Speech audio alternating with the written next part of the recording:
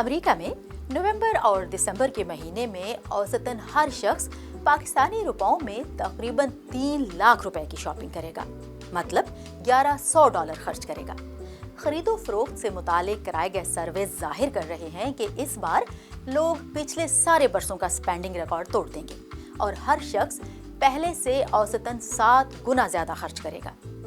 और अगर अब तक गुजर चुकी सेलों की बात करें तो ब्लैक फ्राइडे की सेल में लोगों ने महज ऑनलाइन तकरीबन $11 बिलियन और 2 दिसंबर के साइबर मंडे की सेल में ऑनलाइन $13.3 बिलियन यानी खरबों रुपए की शॉपिंग की। ये दोनों अपने आप में एक रिकॉर्ड हैं और क्रिसमस का त्यौहार तो अभी आना बाकी है।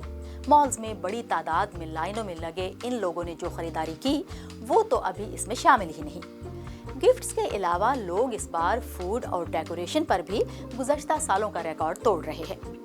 पिछले साल इसी दौरान अगरचे कम पैसे खर्च किए गए, लेकिन अखबार यूएसए टुडे के मुताबिक तकरीबन 50% लोगों पर अभी भी 2023 के हॉलीडे सीजन की शॉपिंग का कर्जा मौजूद है और जायजे जाहिर करते हैं कि 1/3 के करीब अमरीकी $5,000 के कर्ज के साथ, जो तकरीबन 13 लाख रुपए से ज्यादा बनते हैं, नई शॉपिंग का कर्ज भी शामिल कर लेंगे।